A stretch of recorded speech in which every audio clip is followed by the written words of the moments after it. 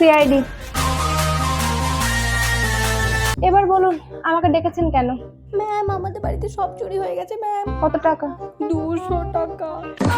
200 টাকার জন্য আপনি আমার বিউটি স্কিন নষ্ট করলেন? আমি এসব কেস হ্যান্ডেল করি না, আমি আসছি। ম্যাম তার সাথে একটা চকলেট চুরি হয়েছে।